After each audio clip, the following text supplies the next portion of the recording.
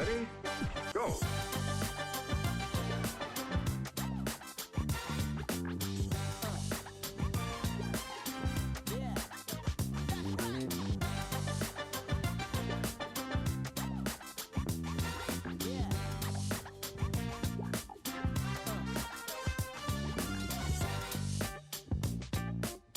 Welcome everyone to our 5th episode of Zimi's So Hot Right Now, the show that's focused on bringing you the hottest topics, asking your burning questions, and fanning the flames for teams, tools, and individuals in the higher ed space that are on fire right now. I'm your host, Soup Campbell, head of marketing and brand at Zimi, the hottest social app and platform for colleges, universities, and students. For all of you watching and as you're joining, please feel free to jump into the chat, introduce yourself. We've got a good group today. We'd love to know who you are. So feel free to jump in and introduce yourself, and also be sure to stick around to the end. We're going to do our best to make time for some Q&As. You certainly can ask those questions in the chat, and we'll circle back to those at the end. And with that, it's time to turn up the heat and let's meet today's rock star panelists. I am super excited about today. These 3 individuals are amazing. So let me start off by introducing them. First, we have Dr. Curtis Ferguson, Associate Director of Admissions at the University of Southern California. We have Mandy Hart, Associate Dean of Admission and Coordinator of Diversity Outreach at Amherst College. And Derek Dubose, Associate Vice Chancellor for Enrollment and Director of Admission at the University of Denver. So excited to dive in. But before we do that, I want each of you 3 to just briefly, quickly, share a little bit about kind of like who you are. If anybody's attending today that hasn't had a chance to meet you all yet out in our space, just briefly introduce yourself, tell us who you are, what you do, and we'll start with you, Curtis. Well, hello again from California. My name is Curtis Ferguson II. Pronouns are he, his, him. I've been working in higher ed for about 15 years. I always had a strong passion on diversity, equity, recruitment, and also looking at how universities work with community-based organizations. Love it. Mandy, we'll go to you. Hey y'all, my name is Mandy. I use she, her pronouns. Like Curtis, I've been doing admission and diversity outreach work for about 15 years. And I actually started my career at Miami University in Ohio working with Derek, and worked at Salve Regina University in Ohio before arriving at Amherst College about 9 years ago, doing this role. I am a white woman working in diversity outreach, so I always want to acknowledge the privilege that I hold as a person who did not have to go through this process with the barriers that we'll talk about in the session today. Thank you, Mandy. Derek?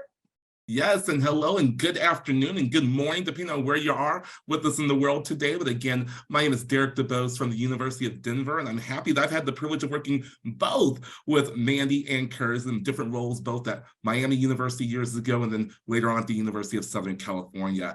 I do use he, him, and his pronouns, and it's been an amazing career, an amazing journey. A lot of it started with work around diversity and access and inclusion, but also within that I've had a strong background with visits and events and also our national recruitment efforts. So it's been a great time, a great 18 years in this profession, and happy to be here with everyone today. Awesome. And I'll just say, all of you that are tuning in today, if you have not had a chance to meet any of the 3 of these panelists, I just encourage the next conference that you're at, that we're all attending, seek these 3 out. You need to know these 3 individuals. They are amazing. Definitely people that you want to have kind of in your connections and in your group. So let's dive in first. I want to get into this first topic today. And again, the focus today is on DEI, but I'm wanting to look at diversity, equity, and inclusion kind of maybe through a different lens that maybe we've not really discussed in depth a lot, but it's with the focus on prospective students, those students before they've ever even arrived on campus. So that's going to kind of be the focus here. But I'm going to start off first with Curtis. And again, I love it that we're having this discussion here today in June. Obviously, it makes sense. We just had Juneteenth. We know it's Pride Month. There's a Supreme Court issue that we're all keeping a close eye on. I just think all of us kind of right now kind of have this focus on DEI. But I also know that DEI can just get thrown around a lot today. And it's kind of, I don't want June just to be this only time that all of us in this space think about DEI in relation to our students. So before we really get in, I would like to go back in that same order again, and just each of you tell me from your own personal lens, describe what DEI means to you, like how it's helped shape who you are, how it impacts the work that you're currently doing. I think it would be good for all of us to just truly see and know what DEI is through your lens. So Curtis, we'll start off with you. Well, first of all, at USC, we always like to not use just DEI, but we like to call it JEDI because George Lucas graduated from USC. And also that JEDI talks about that important part of justice. So for me, DEI is not only about people who are coming over your house for the table and who's having the conversations, but that justice piece and asking that question, why is the table even there? And who's even bringing up the conversation? So for me, as a Black queer man, diversity is not a part of life, but it's the way of life. It's about how do we go about asking these key questions, and how that relates to the admissions world and definitely prospective students is, are we having a fair, equitable process in which we're disseminating information for students to understand how they can be applied, how they can enroll, and if so, choose to attend the institutions that I'm working at. Love that. Love that. Go ahead, Yeah. Mandy. Love that too. And I totally love what you were talking about, Curtis, with this idea of justice. And for me, I also really think about the ways that identity just shapes experience, right? So this is also about, how does my identity interplay with my experience of wanting to go to college, seeking out college information, and then ultimately the experience that I have when I'm in college. And those of us that work at predominantly and historically white institutions have to really think about the systems, structures, policies, practices, and how those actually are influenced and interplay with the identities that students hold. Obviously, all of our identities are like intersectional. We hold many of them. And a lot of times, like Curtis was talking about, we, in this talking about DE&I, we sometimes really kind of get into our focus area of thinking about racial and ethnic diversity, which is super important to the ways that we kind of have to talk with prospective and current students. And also acknowledging that, again, those are intersectional with other elements of our identities too. Love that. Love that. Derek. Yes, and I definitely share both of the sentiments of both Mandy and Curtis. And, I think about DEI, and I think about just my own lived identities and shared experiences, and just think about growing up in Canton, Ohio as a Black gay man, and knowing that not every part of my identity was always celebrated. And then within that, you have to think about so many other young people that are out there that might be living a very similar journey. And so for me, I always think of it in that context of how do I best support our young people, but also make sure they're uplifted and feel celebrated as they're going through this journey, so that when they land on our college campuses, they feel welcome, they feel embraced, and know they're gonna have the most amazing experience on their college experience and their college journey. So for me, that's the way that has always led the lens of how I look at this work and wanting to celebrate our young people. I love that response, and it literally leads in to kind of to this next question that I kind of wanted to explore a little bit, and that is that traditionally today, it seems like, for many colleges and universities, we have got to a place where there are so many great initiatives and programs and opportunities around DEI for our students on campus right now. I will also say we're starting to see some schools, cut some of those things, and that's a major issue that we could talk about as well. But one of the things I want to focus in on, if we're committed to providing those types of resources and opportunities for our current students, how can those prospective students tap into that? So like Derek, exactly what you were saying, is it enough to just know that the pictures we put on our website or some emails that we send out is truly helping that prospective student that's looking and thinking, look, I know my identities and kind of where I'm coming from. Do I really fit there?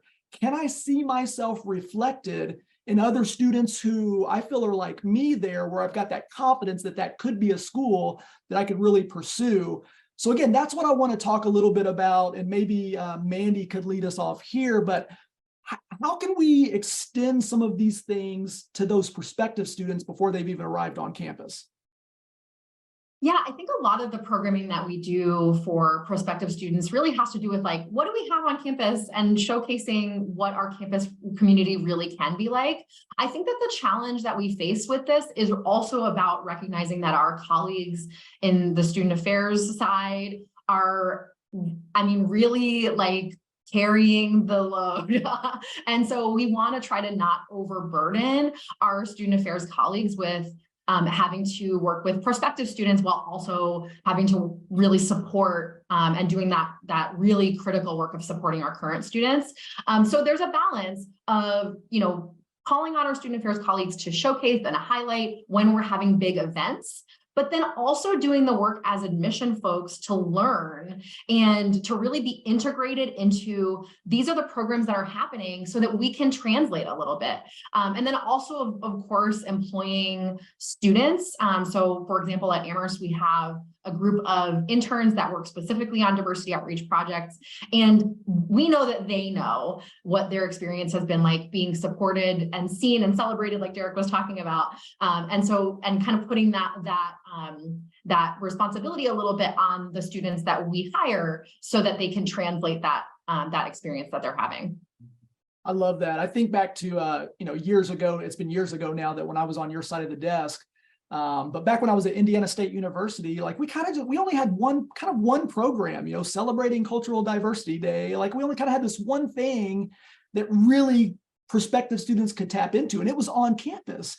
So then you're even limiting, like you've still got to have the opportunity to even get to campus to enjoy that. So yeah, I think I go back to my time and back then feeling like there's a need here. There's more that we can do. Derek or Curtis, any other things through your lens that you are doing on campus to try to extend those hands out to those students before they arrive? Yes, and that's kind of articulate similar to what Mandy mentioned already with having our diversity interns and our diversity student ambassadors. They do a lot of great work on behalf of our office of doing personalized outreach to students, to answering just general questions and asking, hey, here's my Insta, like reach out to me. Let's just talk about my shared experience and my lived experience on this campus, what it means to be a student of color, what it means to be a queer student in Denver, Colorado, and living and working and participating in things at the University of Denver. So I'm very proud of that work, but also we've continued a lot of our virtual programs and virtual outreach to our underserved communities as well. And so within that, it's a way where students are able to talk with current students, do it in a very organic way, and just have any question to answer. It's not always stuffy. It's just done in a way where, hey, I'm here. Let's have a conversation. And so for us, I'm just really glad that we've had those ambassadors to do that, in addition to all the things that we're doing on campus, where it comes to special ed programming, our diversity outreach dinners that we'll do on campus as well. So just doing some of those extra things to say, hey, we're here both on campus. We're also gonna do some stuff virtually and meet you where you're at. Great. Go ahead, Curtis. Also, just add, and I appreciate Mandy talking about giving the shout out to the student affairs professionals because they are so underappreciated. I think definitely in this climate doing the DEI work around diversity on our campuses. But the one thing I would add that we do at USC, and I think a lot of institutions are trying to do, is really disaggregating the data. I think we know that Gen Z students are much more savvy than millennials in this college search process. So it's not enough to say that, hey, we have a study abroad program, but being able to disaggregate, like what's percentage of our African-American or our Latinx students, what countries are they going to? How do we involve career services? We can't just say 92%, but what jobs of our Black Latinx students, our first gen students? How is career services building that cultural competency? The other thing we do is in all our messaging, having conversations about JEDI, DEI work, and our thing. So it's no longer in the campus tour, we're only going to talk about the cultural centers where we see a Black or brown family there, but every person being involved in that conversation and still included. The other thing I would like to add is that because of COVID, we now do a lot more virtual programs that allows us to reach parts of the United States and the world that we never had an opportunity to be at. And so creating creative webinars. So not just doing a stereotypical USC information session, but now we can put together first gen panels. Now we can put in like a Native American webinar about those things. So really specializing and tailoring messages that can reach far more parts of the world than we can do when we're just traveling alone. Yeah, it's great. I think one of the things I heard from a couple of you mentioned that I think is worth noting, I think I heard like diversity interns, a couple of times, how we leverage our diversity interns. I think it's important for all of us that are tuning in today, especially if we work in admissions, or maybe we oversee our admissions tour guides or our ambassadors. It's still easy to fall into that trap where kind of that group of students all kind of looks the same, sounds the same. And I know when I work with all of our college partners on ZME and they're starting to like strategize on who are the current students that we select to kind of represent us in this space, in this community, one of the things I always say is like the goal is that a prospective student out there sees one of those current students that they feel like, oh my gosh, if that student is able to have that experience there, I can too, because I really identify. And so again, I would just challenge anyone out there that's listening today, if, do a little self-audit, take a look at like our group of ambassadors. And I know every college is different, not every college is thriving with diversity, but try to have that true reflection, campus-wide, so that prospective student out there can really find and see themselves, I think is super important. I love that idea of actually having dedicated diversity interns is super cool. So real quick on this one, and then we're going to shift to kind of another topic here. Obviously, there's many things that we're doing well, right? There's many things that we're currently doing well around these areas of diversity, equity, inclusion, justice for students.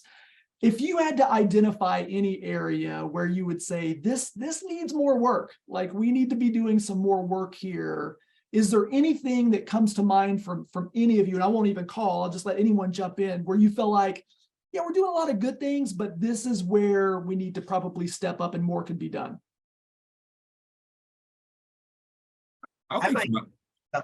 You can go. No, Derek, you go first, please.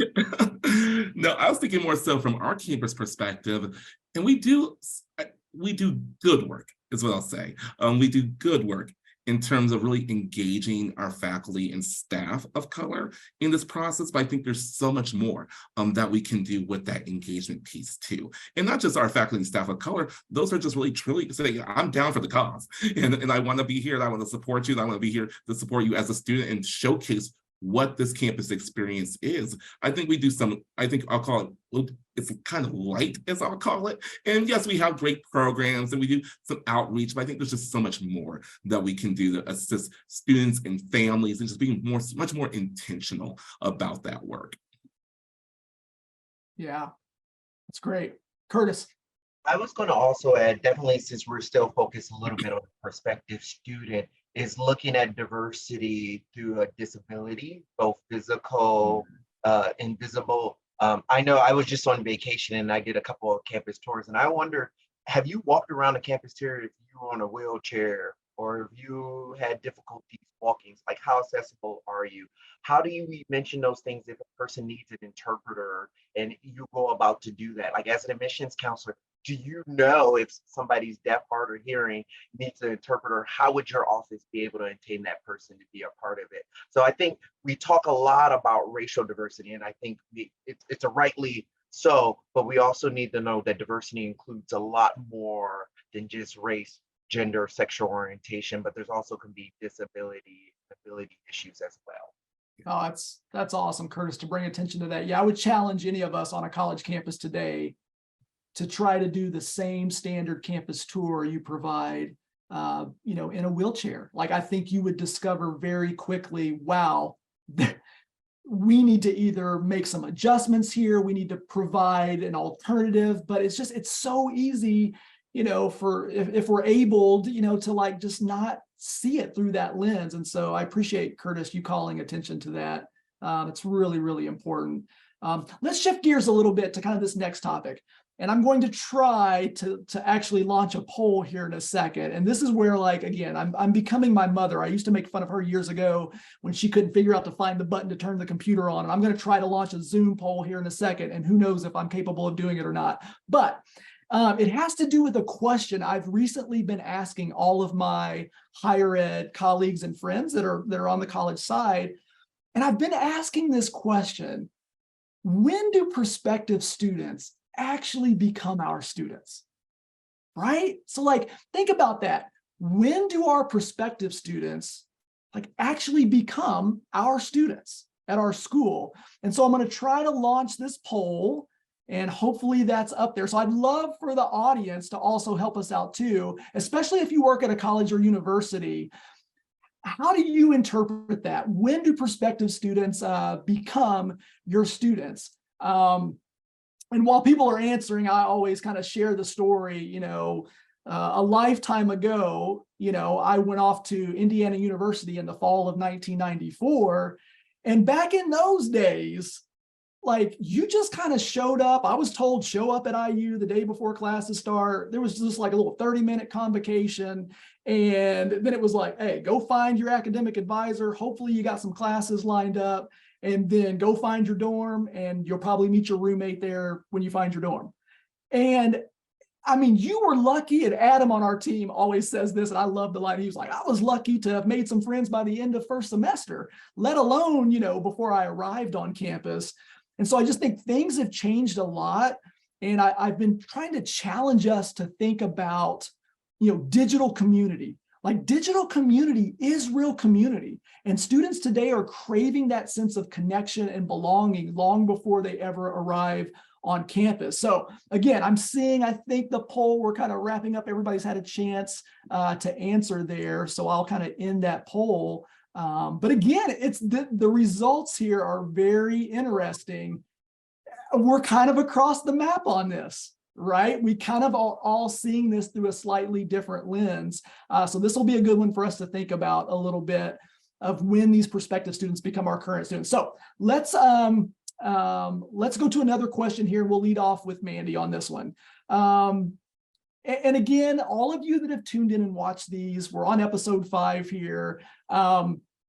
You'll know that Zimi's So Hot Right Now show is not a show about Zimi, but all 3 of our panelists today are at Zimi partner schools and do leverage Zimi.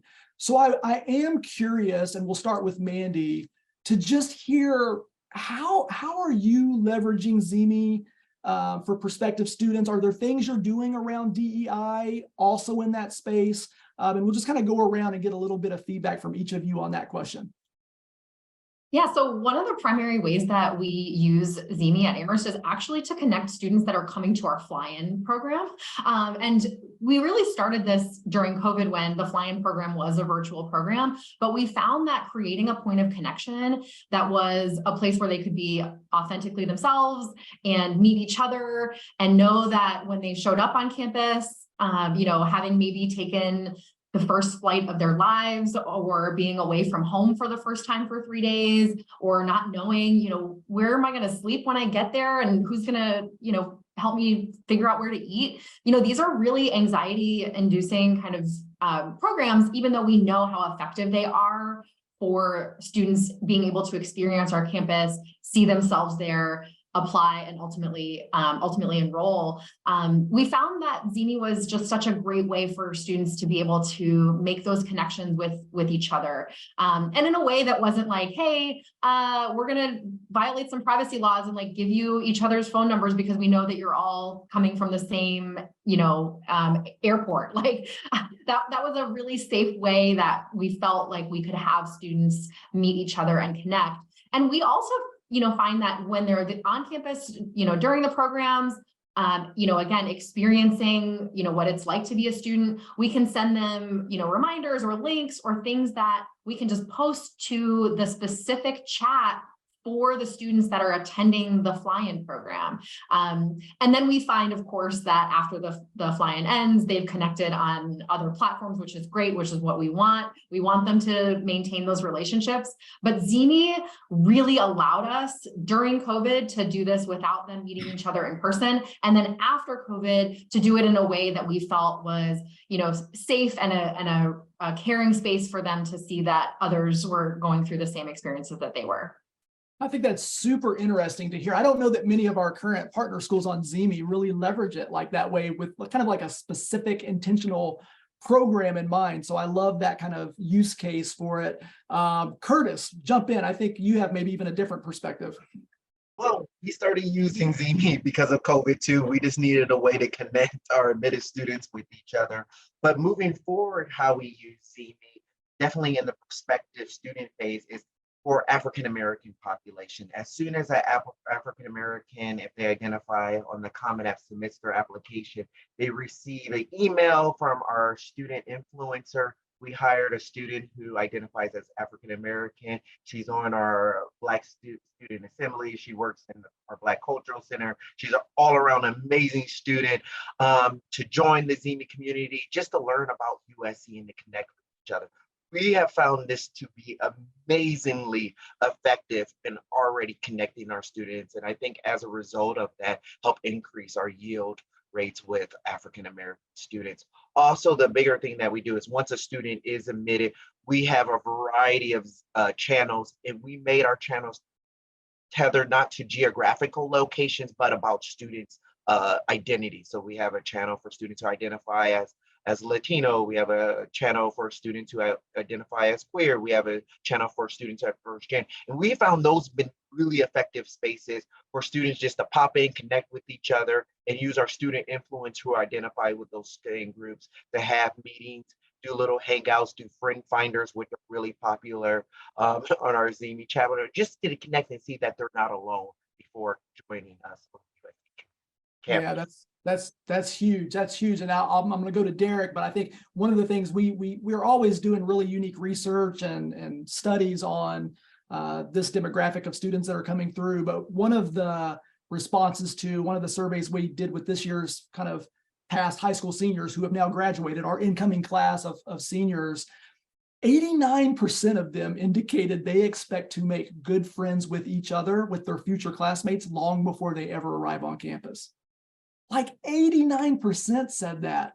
So if we're not doing something to facilitate that type of community, that type of space to allow them to build those connections and relationships with each other, then we're missing it. If 89% of these incoming students are telling us that's what we demand, that's what we want, if we're not doing that and we're not facilitating and providing that space for them to do it, we're really missing a huge opportunity. Derek, I'll let you jump in. Yes, and I was saying that's a big part of what I really appreciate in respect to Zeme, because for us, that's what our students are doing. They're coming through the recruitment phase, they're admitted, they are excited, and they're having these organic conversations and doing all the different channels and building those friendships. So when they're coming to our admitted student days, our open houses, they're just reconnecting with their friends they've already made through the Zeme platform. And that's one of the things I really love about what we're doing, just seeing such a high level of involvement from our students. But another way that we've positioned this as well at Zeme is the use of our international student ambassadors too, the correct students from all over the globe that may have a very different lived experience than those that are happening from our domestic students. And that's been quite transformational for students that are matriculating on our campus, knowing, hey, I have a community, I have a home, and we do our own international welcome as well as a part of our first year student experience when our students come on the campus as a part of orientation. So I really appreciate that. I think that's one of the things I think has really helped us in a big way here on my campus at DU. Yeah, I'd give a huge shout out to your global ambassadors. I think that's kind of like, I think that's the term they use. Those students are absolutely amazing. The content they share, the way they jump in the chat and build relationships with all the students, not only just with prospective international students, but your global ambassadors are actually doing that for all students, which is really cool. Let's quickly kind of pivot here. Because I think it's also important, and this might have been briefly mentioned earlier, but shifting to a focus on the value of parents or guardians being involved in this process. And how are you all, are there any specific things you're doing to also kind of bridge those connections and build those relationships with those families, those parents, those guardians, again, to help these students kind of navigate this process? Would love to hear any feedback, and anybody can jump in and lead off on that one. I believe parents play a critical role, and definitely parents of color. I always use the story like, I was not going to go to any college and my mama didn't like it. So it wasn't necessarily even recruiting me, but you had to recruit my mom to like it, because I might have liked the school, but if my mom didn't like it, I wasn't going to go there. One of the things we have been doing at USC is just been rethinking about how we communicate with students and parents too. One of the things we do a lot with is when we send emails to students, we don't copy parents in the email because we want to make sure that email goes to the student, but we will send that exact same email and maybe a little blurb of why we're sending this email to your student separate so the parents will have it.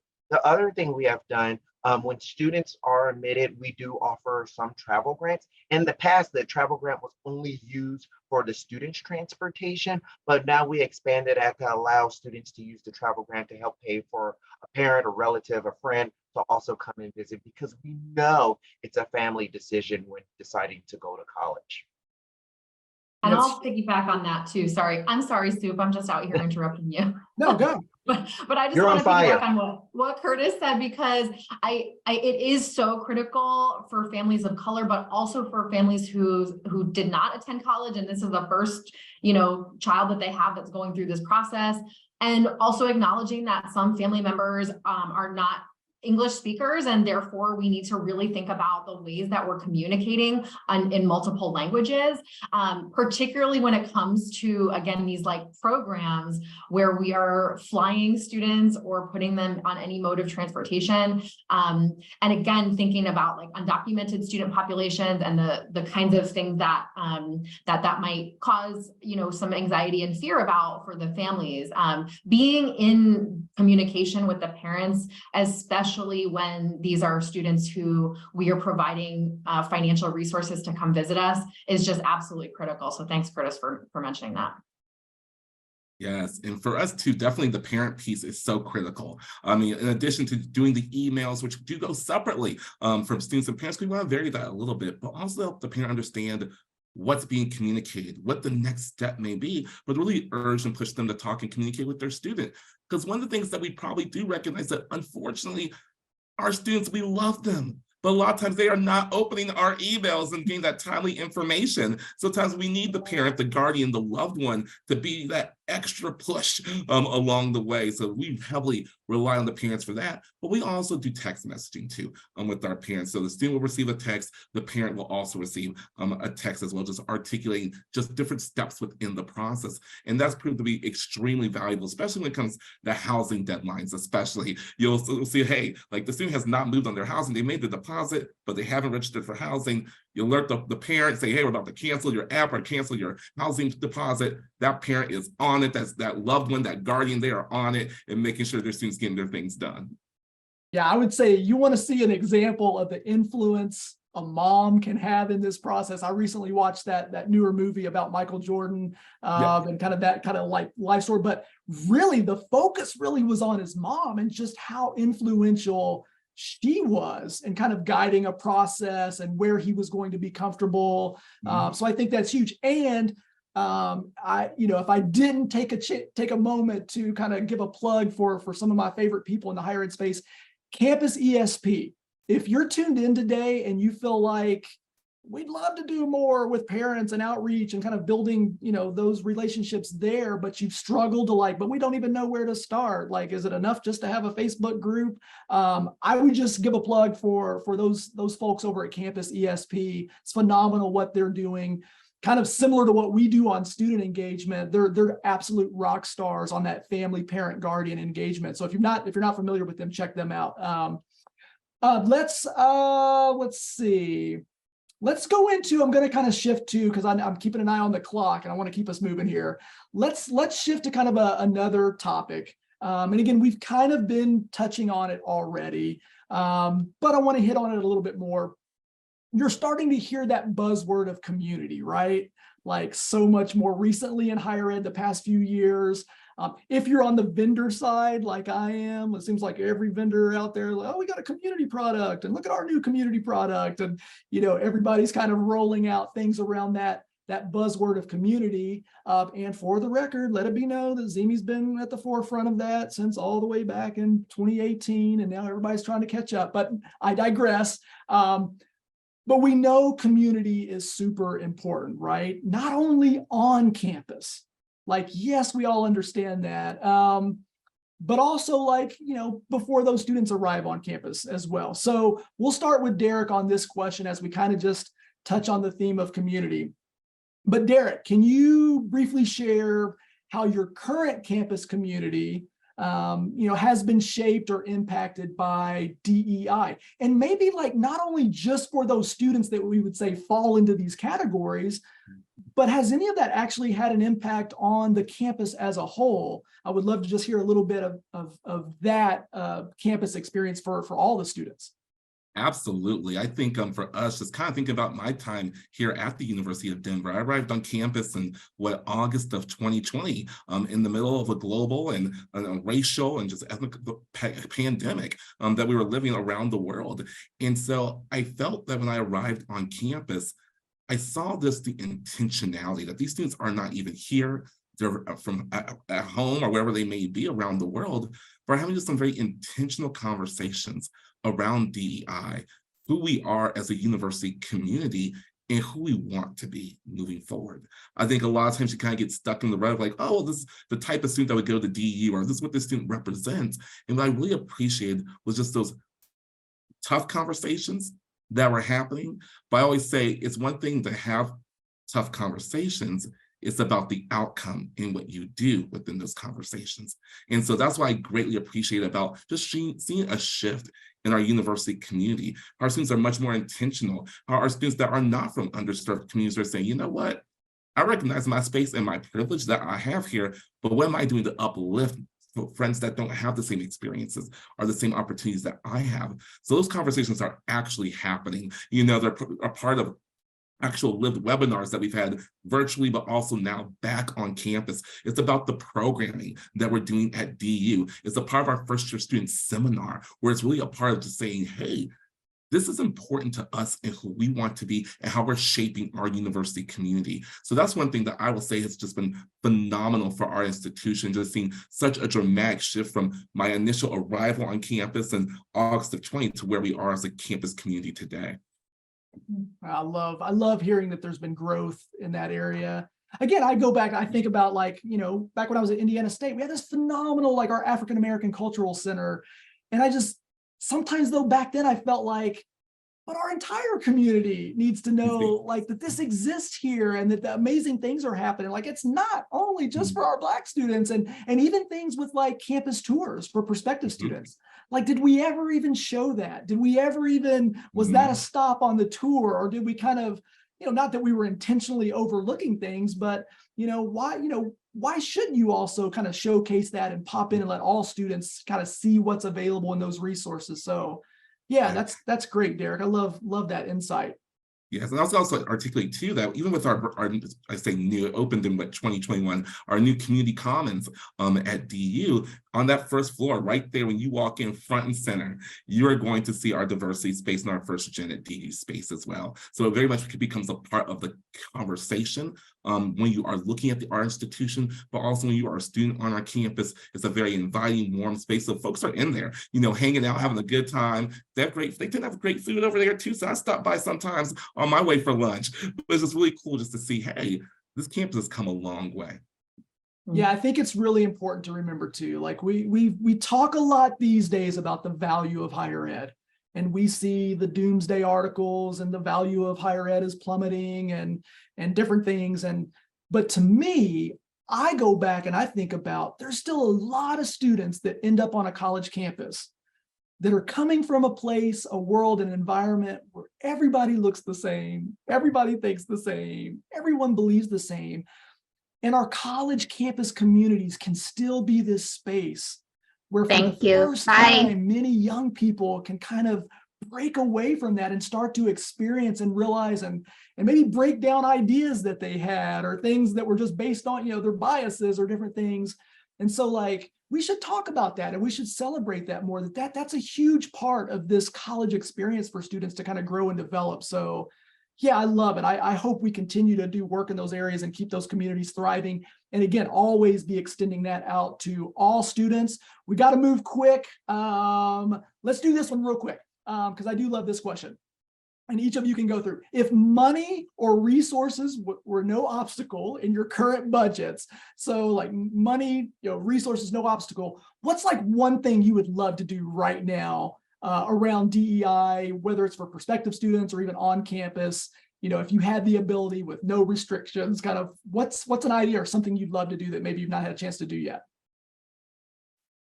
So first, if no budget, no money issues, I would like to create a university-wide mentor program that connects current students with the 480,000 living alums from USC to do professional mentoring and also DEI work. Oh my gosh, I love that idea. That would be huge. Make it happen, Curtis. Come on, find a way. I mean, I hate to like simplify this, but like if money was no object, money helps, right? Like, I think that that's a thing that is sometimes a barrier for many students who are experiencing our campuses. Places like Amherst and the other institutions here have great financial aid awards, making our institutions accessible. But we know that students who are spending a lot of their time working their work-study jobs or are worried about, my glasses prescription isn't right anymore, and now I have trouble, getting through my reading fast enough, or I'm just not feeling like I can connect with my peers because they're going out for pizza in town, once a week, and I can't go that often. Those are like very real barriers to connections. And so like, if I had like an unlimited bucket of money to solve the problem, like literally money, like here, take the money, right? Because I think that would really change the experiences that students are having, again, especially at predominantly and historically white institutions. I love that. Yeah, that'd be powerful. Derek? I love it, Mandy. It's like, show me the money. Like, please show it to me. But within that, I'm thinking of the context of some of the needs that I see on my campus and what support is needed is really an access center to showcase higher education from that point of being a young person, while you might still even be as early on as elementary school, to that life cycle through graduation and being an alum contributing back to the university in a meaningful way, that we have the ability to provide students that full level of support, particularly our first gen students, and our students are coming from underserved communities as well.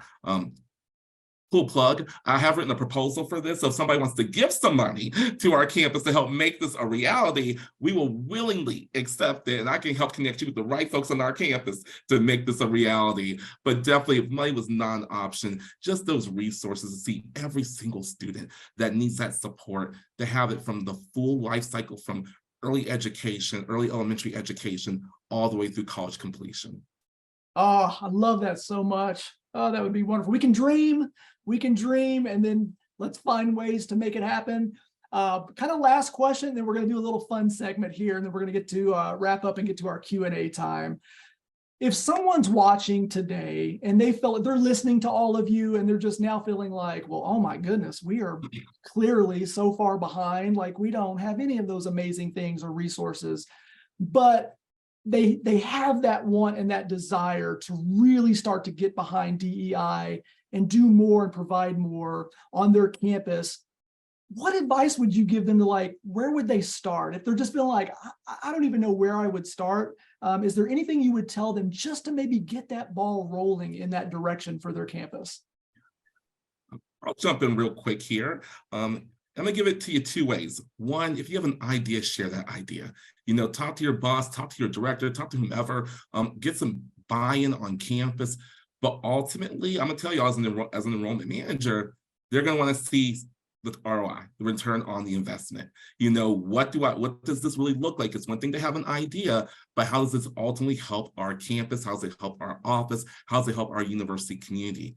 If you can get some data together and show that, it will take you much further than the idea itself. So great, have the idea, but also show the return on the investment.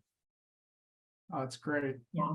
I'll add just another kind of thought about when Derek was talking about all these great kind of support centers and physical spaces that we have. One of the things that I was thinking about is the fact that, unfortunately or fortunately, I don't know which way you can frame this however you want, many of these support spaces and structures were built from student activism. So students had to work very hard for a long time to say, this is something that we need and we we really kind of require as marginalized students on this campus. And I think that our students are really the only ways that sometimes we can make moves around this, which is why I frame it as the unfortunately or fortunately. You do sometimes have to kind of employ that student power in the sense that the student activism is what creates institutional response. And again, these are structures that are when you are at long storied institutions, sometimes that's the only way to get these pieces moving. I wish that that was not the case, right? We don't want students to have to be pleading for the resources that they need in order for our institutions to have that responsive kind of action. And again, partnering that with this idea that sometimes when you do want to move the needle on what is happening on your campus, you have to partner with students. Yeah, I excellent, would just excellent add, point.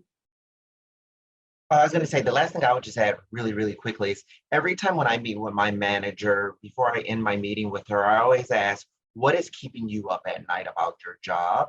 And usually she always gives me something, and I always think in my head, how does that relate to DEI and how I can provide a solution? So I'll give you a tangible example. Right now, probably true in many of your offices, we are hiring.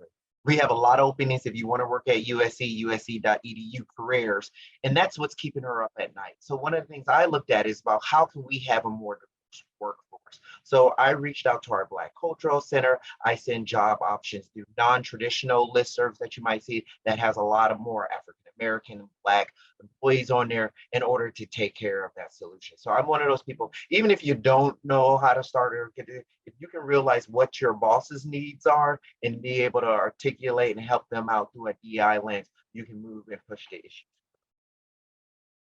Wonderful, love it.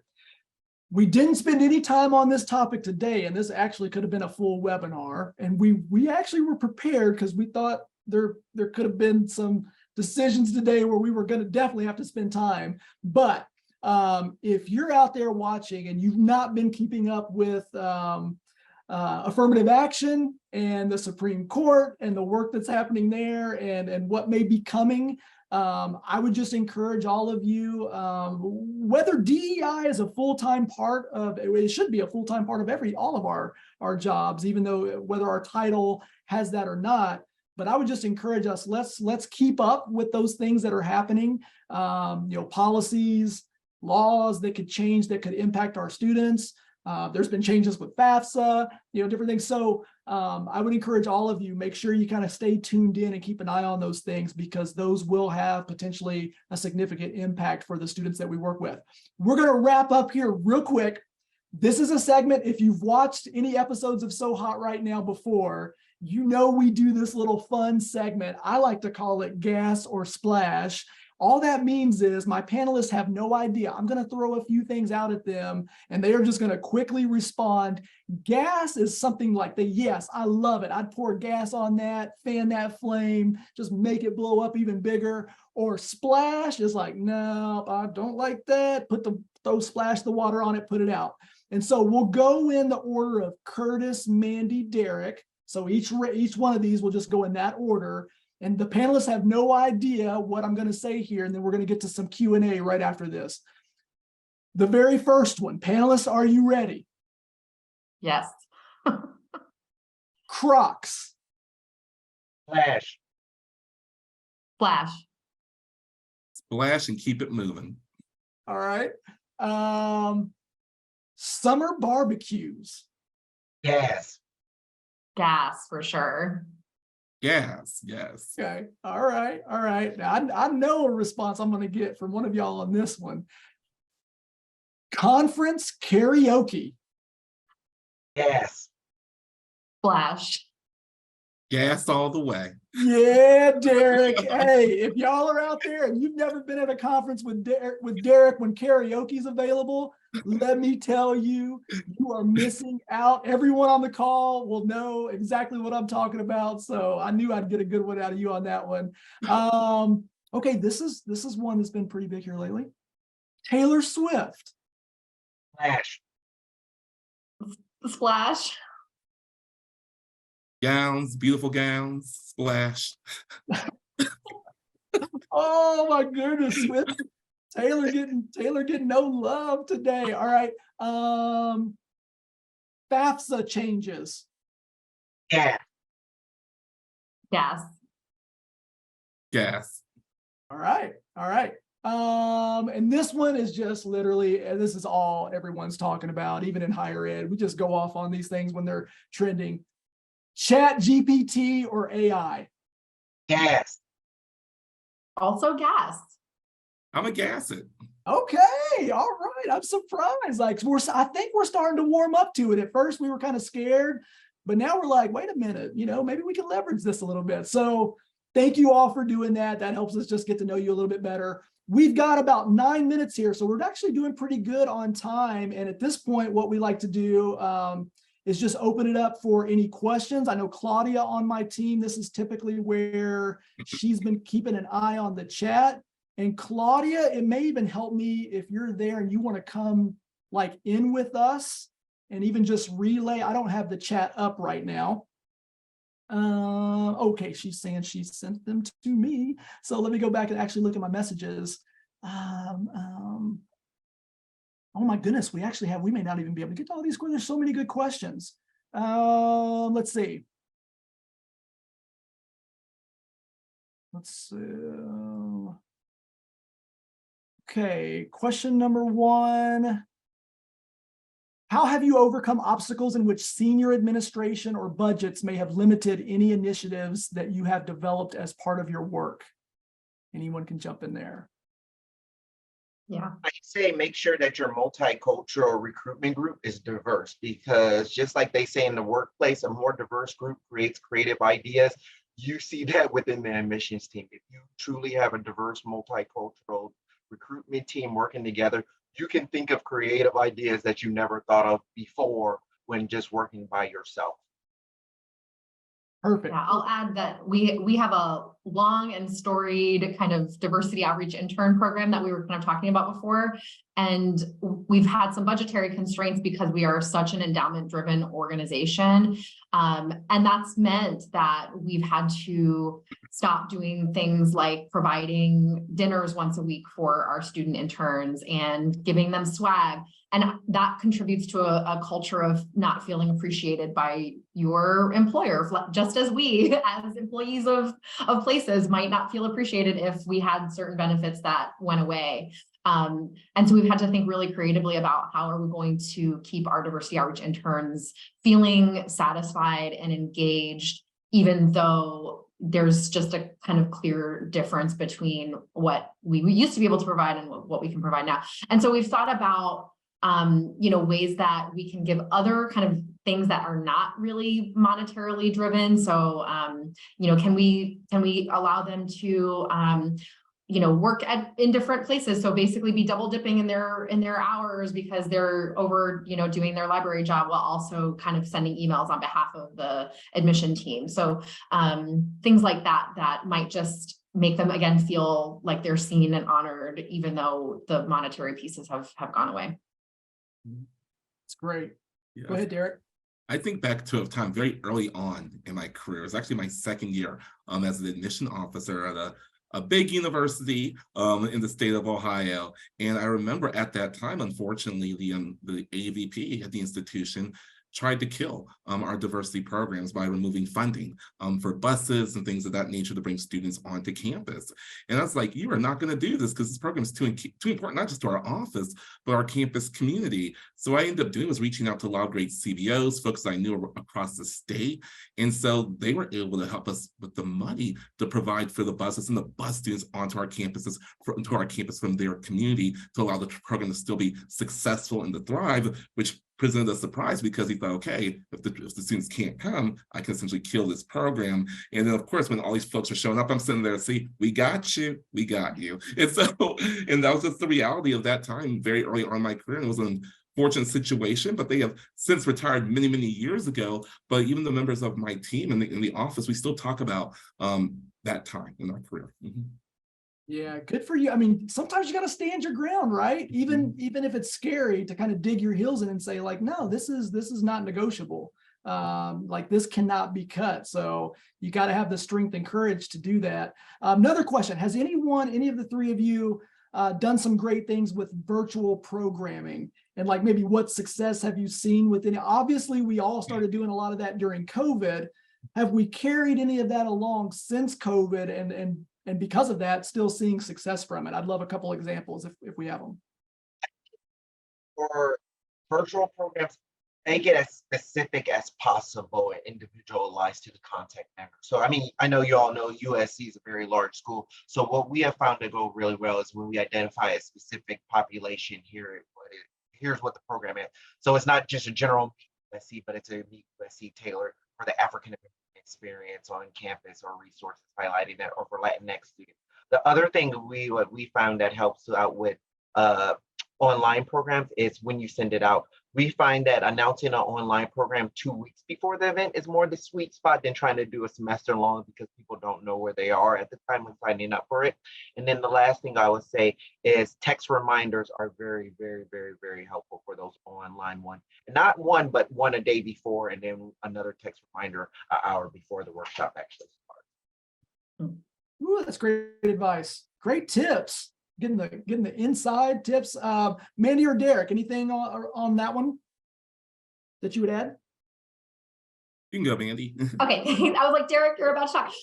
No, I actually just wanted to kind of highlight one thing that Curtis mentioned earlier about using ZME with specialized populations. One virtual program that we have continued, even post-COVID, is for admitted students having small group Zoom meetings that are really affinity based. So LGBT students, Black students, Native students, US veterans, like just getting small groups so that they can kind of meet each other in real time. That's really the one virtual program that has stuck around for us because it's so high impact, because it's so specialized, as Curtis talked about. Yes, and that's one of the things that we did with our Journey to DU program. Is something that we started during the heights of the pandemic, but have continued it on because it has so much popularity. And we break out into affinity groups, specialized populations, but also the academic units as well, and various support services where we do one of them a year now, in addition to all of our on-campus programming, but still allow students and families that aren't able to come onto campus. They still get a full, robust experience, and it's been highly reviewed. We do individualized parent programs with it too. So it's been kind of neat to have the parents engage with one another. But one of our diversity programs that we did, we now have converted this to an on-campus program, but it was during the pandemic. We wanted to do something different to help folks build community and to break bread together. So we ended up doing Uber Eats and Grubhub gift cards to our students. So, and it was a specialized program. They would get their gift card. They were instructed with the time to order their meal so that we could break bread together and just have food and talk about what's going on in the world around us. So it was really cool doing that during the pandemic. Of course, that budget I've had to use more the on-campus programming though, but at that time, I've really been thinking about bringing that back because it was just such a well-received event. Derek, that's the perfect example. I think, like, again, I go back to my admission days and like how we typically communicate with prospective students, right? Like so much of it tends to always be just transactional information relay. But like, that's a perfect example of like, we found this creative way to break bread together. And it was a time where it was more relational, more connection. And we need to do more of that with all of our students. Last one here, and I know I'm so sorry, there were lots of good questions, but again, we're going to make sure you know how to stay connected with all of our panelists. But this is a really good one. Any work with CBOs? Or do any of you have like some strategic partnerships there, opening up some pipelines? So maybe just a quick example or two of how you work with CBOs. I think the best way I would say to work with CBOs is how do you tag them in your CRM? That's one of the big game changers for USC was we finally pulled the CBO information into our slate system, and then we tag them so we know that they're a part of CBOs, where they're coming from. That's great data in order to share back and help develop those meaningful relationships.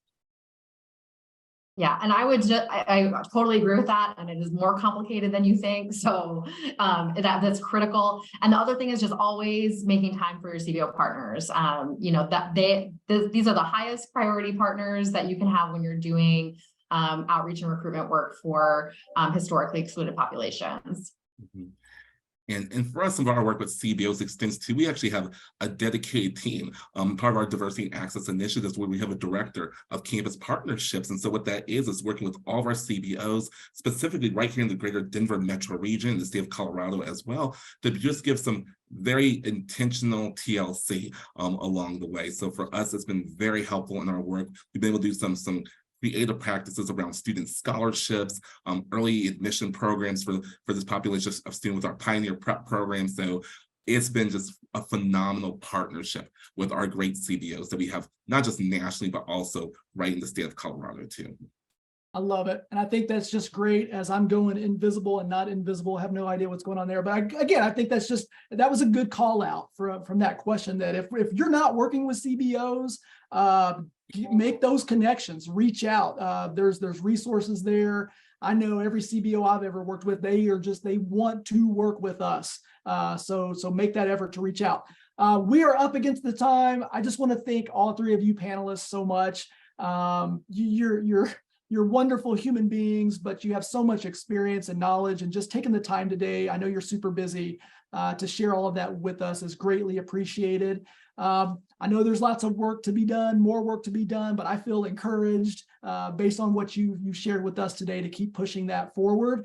Real quick, just all three of you, what's the best way if people want to stay connected with you? Like, is it LinkedIn? If you're willing to share quickly or drop into the chat before we all drop off, how would you like people to be able to stay in contact or be connected with you? Curtis. LinkedIn, email, you can text me, call me. I love it. All right, Mandy. It's not on TikTok. Yeah, in the words of Kim Possible, call me, beat me if you want to reach me. But I dropped my email in the chat. It's ahart@amherst.edu. Awesome. Derek? Yes, I shared my email in the Dropbox too, and also feel free to reach me on my LinkedIn. Great. Thank you all again so much. This was wonderful. I love this conversation. It's important. Let's continue the conversation. I always point out too, thank you, Claudia, on my team. This wouldn't be possible without her doing all the important work in the background. And thanks for tuning in.